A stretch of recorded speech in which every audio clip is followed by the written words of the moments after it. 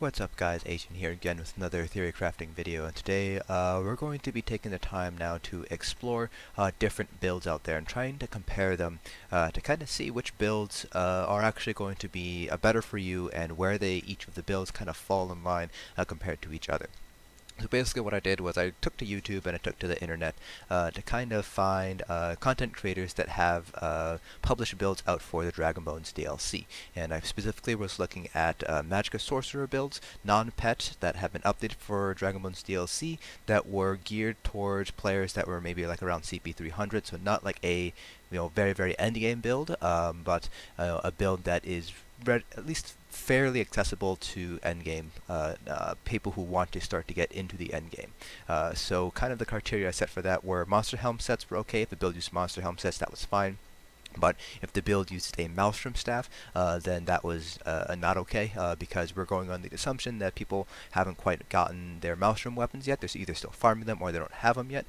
So that's kind of the criteria that I looked at when I was looking around for builds. So there are 5 builds that we're going to be comparing today. The first one's going to be from ESO Daily, second one's going to be from Zynode, third one's going to be from Alcast, third one's going to be from Fear Turbo's website, and then the last one's going to be my own kind of beginner DPS build there.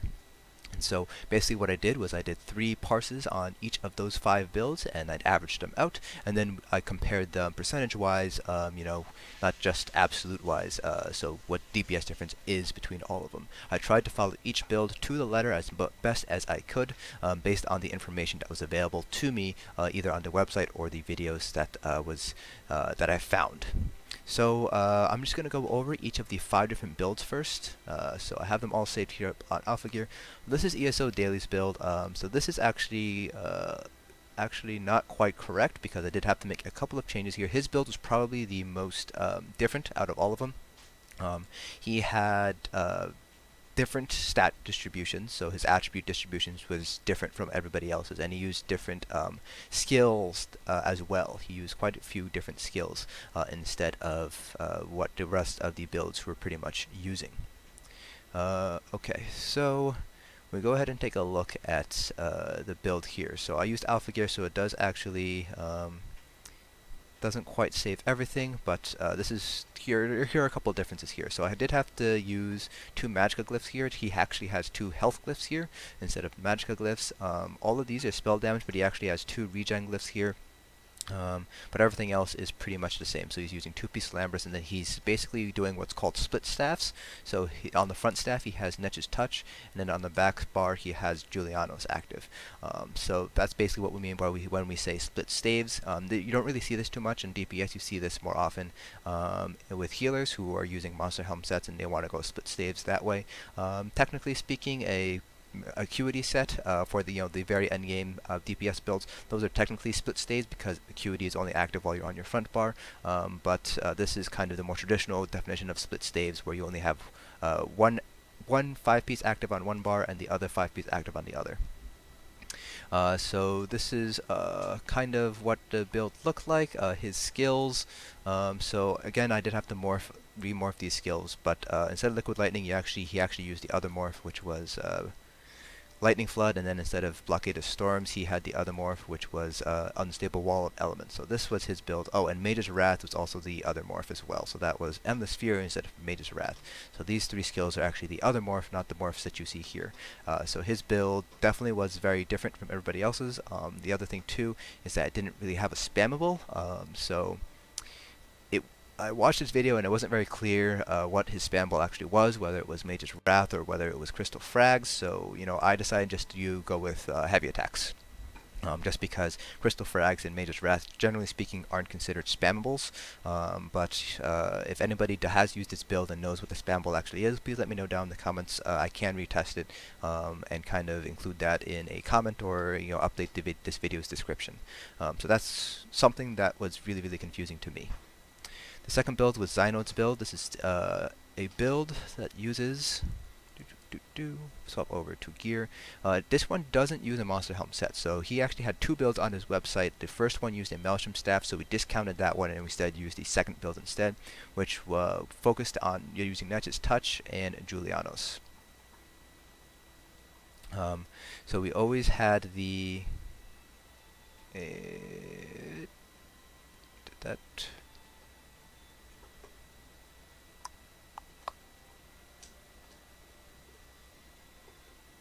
I think. Oh, okay, I see what the problem is. Actually, Alpha Gear seems to have screwed up here.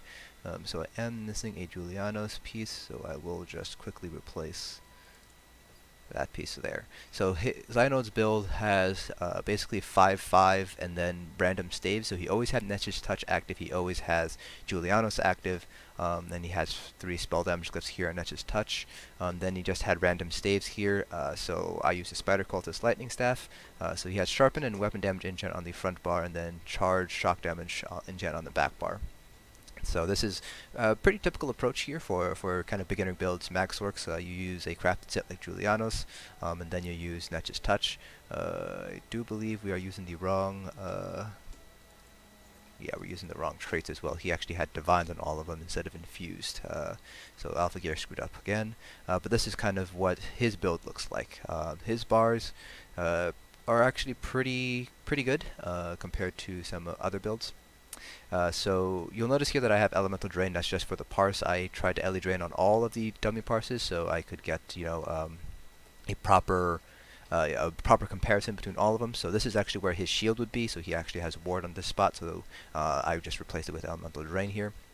That's the other thing too. I forgot to mention with the ESO Dailies build. He doesn't have a shield at all, so I'm not sure where his survivability is going to necessarily be coming from. He does have a lot of health compared to the other builds, and he also has Degeneration, so he might be relying on that for heals, but he doesn't have any shield at all. So Zynode's build is pretty much a heavy attack build, so he's using Shocklance on the front bar. He's using Boundless Storm, Liquid Lightning, Blockade, Aegis. He does have Surge here. This is also used for heal, as well as he's assuming that you're not using Spell Power Potions. So this is the source of Major Sorcery here. Then, like I said, this is where the shield is. So he does also have Suppression Field here. Suppression Field. This is kind of a unique ultimate for his build. No other build that I've seen uses Suppression Field at all. So I'm assuming that this is really here just for the stun and not really for the damage that it deals, because it does deal less damage overall compared to something like the Storm Atronak or the Shooting Star. So I'm guessing this is more for the utility rather than the actual damage that it deals. And I'm moving on to Alcast's build. Alcast's build is a spammable build, so he does use Force Pulse as a spammable. In terms of gear, he does use 2-piece Lambris here, and that's perfectly fine. And then he sticks with 5-piece Julianos on the body, and then he uses Willpower here on the jewelry here. So this actually should be a spell damage enchant, not a magicka regen enchant. I had to switch around enchants a little bit because I also use Willpower on my build, my beginner magicka build, and I use a regen glyph instead of a spell damage glyph, so that's why that regen glyph is there. But he has all spell damage glyphs. And then he just has random staves here. So he has an infused Inferno Staff on the front bar with the shock damage, and then a Nirnhone back bar Lightning Staff with a weapon damage enchant. Everything's Divines, everything's max magicka here. And he does, I believe he uses Blue Food and not Witch Mother, so that's why the health is lower here. I believe that's what it is. I could be mistaken though. Let me just check real quick. Yeah, let's see. So I believe that, let me just check.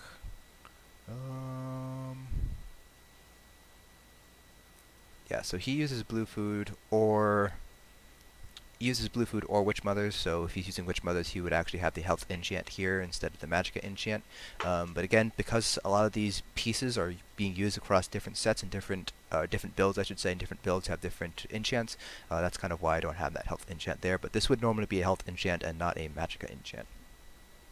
But if you want, you can use Blue Food instead. He does have them both listed as options for under his build. In terms of skills, the front bar here is Crystal Frags, Force Pulse, Bound Aegis, Mage's Wrath, Inner Light, and Shooting Star. So these are all pretty much single target abilities, so he's taking pretty big advantage of the 8% additional single target damage that the Inferno Staff gives you with Ancient Knowledge. And his back bar is Haunting Curse, Liquid Lightning, Bound Aegis, Blockade of Storms. This is where his shield would be. He uses Harness Magicka, but I replaced it for Elemental Drain just for the purposes of testing the builds comparing to each other. And then Thunderous Rage here. Um, so this is pretty much, the bars themselves are actually pretty much what you would be running on an endgame, like very endgame build. You'll find that the gear itself is going to be different, but the bars are actually pretty much set up identically between his top tier, like, endgame setup, and his beginner setup here. Now this is kind of where we step into the realm of using a spammable, so force pulses are spammable, so the rotation here is definitely going to be a little bit more complex, and it's going to rely a lot more on your ability to weave your light attacks. So this is definitely going to be a harder rotation to pick up, and that's true for Fear Turbos and my own build. So Fear Turbo is also a spammable build, and there are a couple of differences here compared to the Alcast's build, especially when it comes to gear. So for his monster helm set, he's actually using Scoria instead, and because Scoria gives you additional health, he can use magicka enchants on all of his pieces here. He's still going with the 5-piece Julianos on the body, and he's actually using Moondancer here. So on his website, he actually kind of has a couple of options here when it comes to the front bar. So I'm going with the Asylum's Inferno Staff infused with an Absorb Magicka enchant, but he also has listed on his website that you can use a Moondancer Inferno Staff, same trait, same enchant. But I'm just going with Asylum's because Asylum is going to be easier to clear compared to Maw, that's up to you. And I am also saying that Moondancer is fine to use because you can get the jewelry from running normal Maw of Lord Kaj, and normal Maw is not terribly difficult to clear. It's perfectly feasible for somebody at CP 300 to be able to clear Maw with a group and be able to get Moondancer.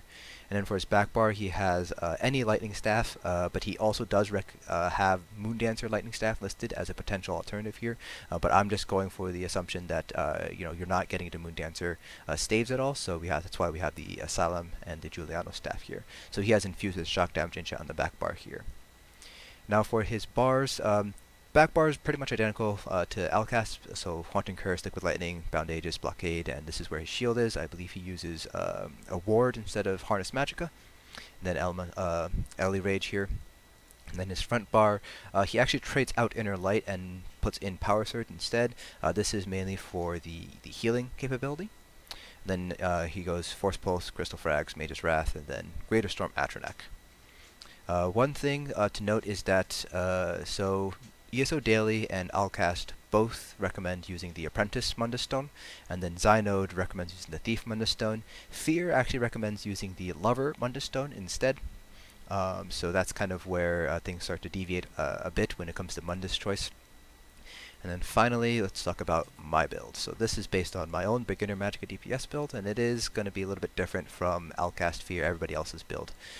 So gear-wise, we are going with 2 5-piece sets, or rather 1 5-piece set, a 3-piece set, and then willpower jewelry. So we're going with 5 Julianos, and then we're going with 3 Torix Pact. So we have the helm and the shoulders in Torix Pact, and then we have both of our weapons are Torix Pact, and then we have willpower here. So we are using, I believe we are using a health enchant. So no, we're not using a health enchant because Torix Pact, the 3-piece effect is additional max health, so we can use Witchmother's Potent Brew and not give up a Magicka enchant.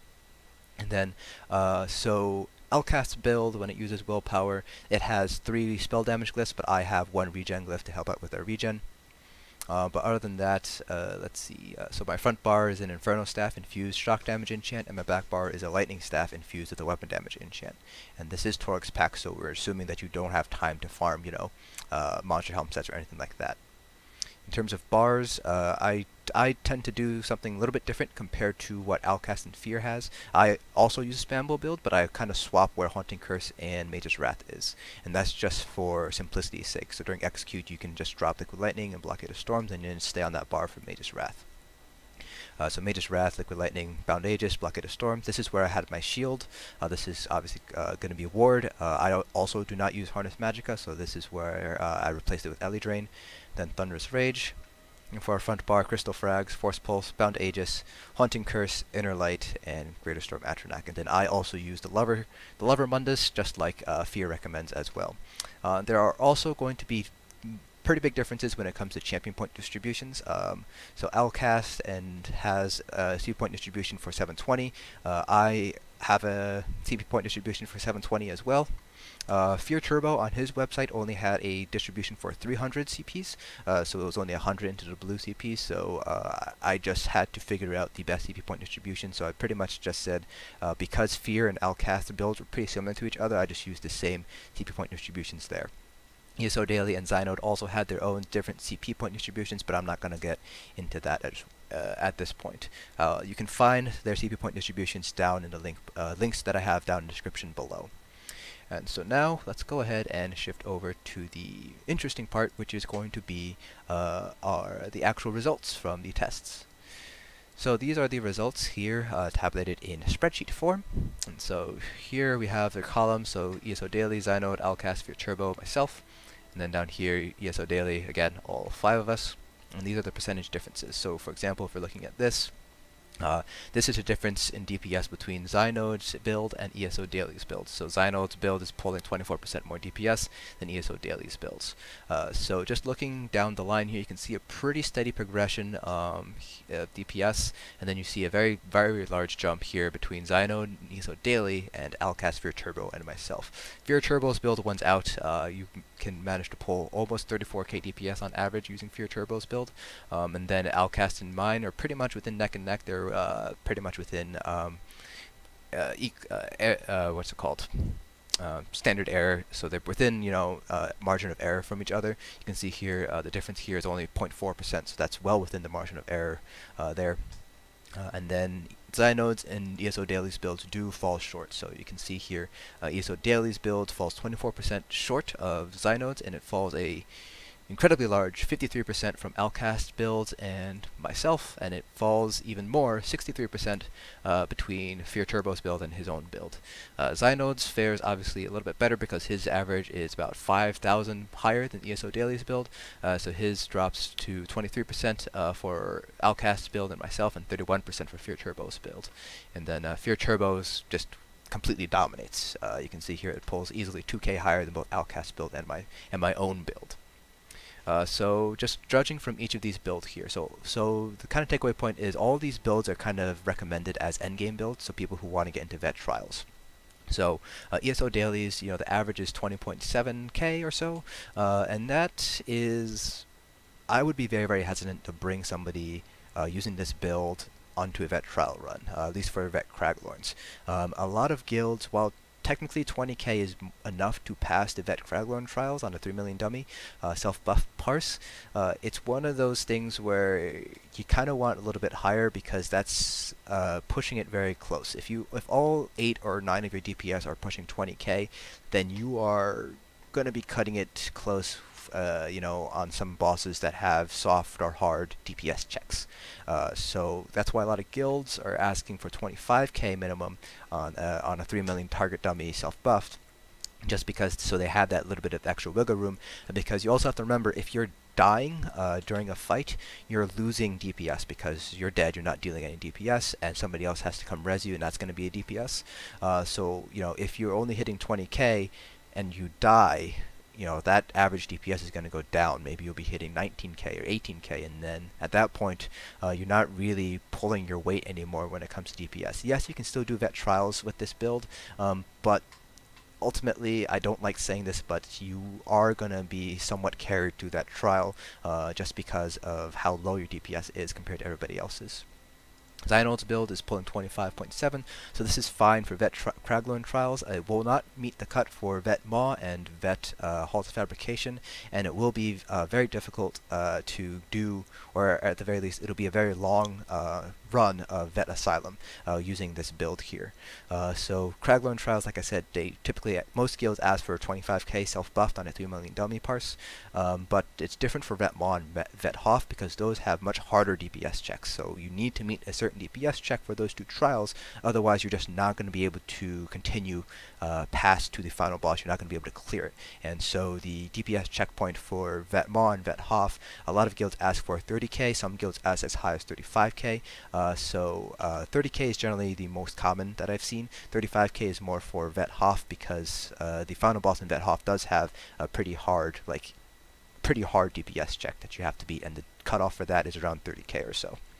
So most people ask for 35 just so they don't have to enter the execute phase and get damage even more in the Vet Hoff final boss here. Then Alcast, Fear Turbos, and my builds all pull above 30k, so these are perfectly fine for vet trials, and these are perfectly fine for doing vet maw. They're kind of, Alcast and myself, they're kind of on the cusp of being acceptable for vet maw, but they will still pass a 30k DPS check that a lot of guilds ask for, if you want to be on their vet maw progression runs. Fear Turbos is well above, or comfortably above, the 30k margin that a lot of people ask for vet maw. So one thing though to make note of is that these three builds, Alcast, Fear Turbos, and my own builds, we are using spammable abilities. So we're using Force Pulse as a spammable. So if we hop back over to ESO, so you can see here, Force Pulse is going to be our spammable. So your success with this build is going to be very reliant on how well you're able to weave and basically light weave between each Force Pulse. And because we're also using Crystal Frags, it's also going to be kind of dependent on how well you're able to weave Crystal Frags and use it. So Alcast's build, my build, Fear Turbo's build, because we're using a spammable, it is going to require more practice in order to master it. Zynodes and ESO dailies, they are heavy attack builds, and so they're very, very simple rotation to kind of memorize. But because we don't have a Maelstrom staff, those two builds are pulling less than Alcast, Fear Turbos, and myself's, just because of the lack of the Maelstrom build there. Maelstrom staff on the back bar there helping to buff their heavy attacks. And naturally, because these are all non-pet builds, you're going to be pulling lower compared to a pet build. I couldn't find pet builds for all of these different content creators, so that's why I didn't use a pet build, so all these were non-pet builds. But that's something also to take into consideration here as well. So basically, the kind of takeaway point is that if you're trying to get into vet game content and your end goal is eventually to do something like Vet Maw or Vet Hoff, the harder DLC trials, Vet Asylum, you're going to want to go with Alcast, Fear Turbo, or myself. Because these three builds are able to pull over 30k, which is kind of what the cutoff is. Zynodes is fine if you have lag issues. It's a heavy attack build, so it's very, very simple to sustain. Very good sustain, a very simple rotation, and it's more than enough to get you through the Vet Craglorn trials. Not the hard mode versions of those trials, but certainly enough to get you through Vet AA, Vet HRC, Vet SO non-hard modes. And then ESO dailies, I would probably be hesitant to recommend that build, especially because Zynode's build is a lot easier and pulls 5k higher DPS, so I would probably say don't bother with ESO Daily's builds, go with Zynode's build just because it's a lot easier to master. It pulls higher DPS, and in general the pieces are going to be a little bit easier to obtain compared to ESO Daily's builds. So that's it for this video. I will have links down in the description below for all of these builds, whether they're their websites or their YouTube videos. So hope you guys found this video informative. I will be doing another version of this with Magicka Wardens, and then I'm going to be trying to do this again with a stamina class, probably stamina DKs or maybe stamina Nightblades, so be on the lookout for those as well. I guess that's it. Hope you guys found this video informative, and I will see you guys in the next dungeon.